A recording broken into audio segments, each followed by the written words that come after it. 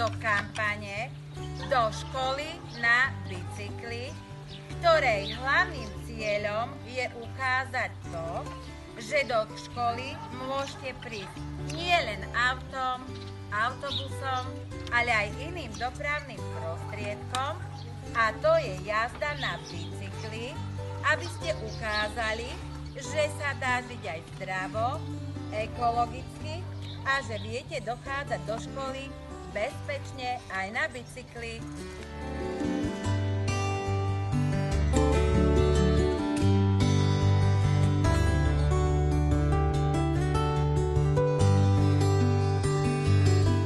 Čo vám dáva, žiaci, jazda na bicykli?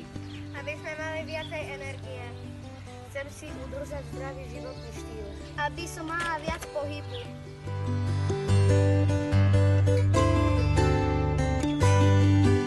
A teraz vám poviem jeden príbeh ako motiváciu, ktorý súvisí s našou témou alebo s našou kampaňou na bicykli bezpečne.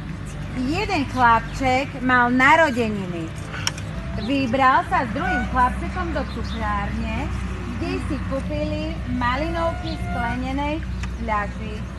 Cestou domov uháňali späť, lebo chlapček, ktorý mal narodeniny, čakal otecka z práce, ktorý mu mal kúpiť ako darček bicykel. Lenže chlapci malinovku vypili a čo neurobili? Hodili fľaše o zem, fľaše sa rozbili a bolo plno skla po zemi. Otec išiel domov z práce na bicykli a čo sa nestalo? Vstúpil na sklo s bicyklom a predierávil si čo? Dušu. Keďže nemal k tomu rôzne nástroje, ktoré potrebujeme pri výmene kolesa, išiel domov pešo. Chlapec doma plakal, že kde je jeho otecko a prečo tak mešká.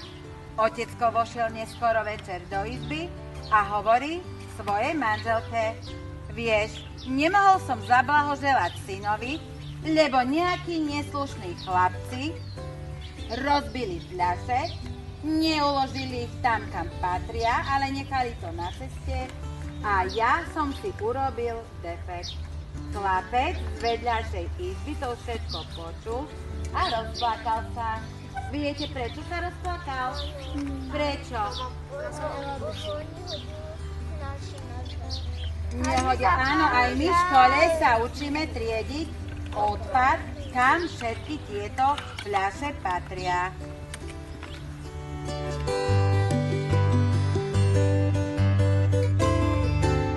Sme ako jedna veľká rodina, ktorá má jednu vášeň, a to jazdu na bicykli. Odteraz budeme deti chodiť iba do školy ako?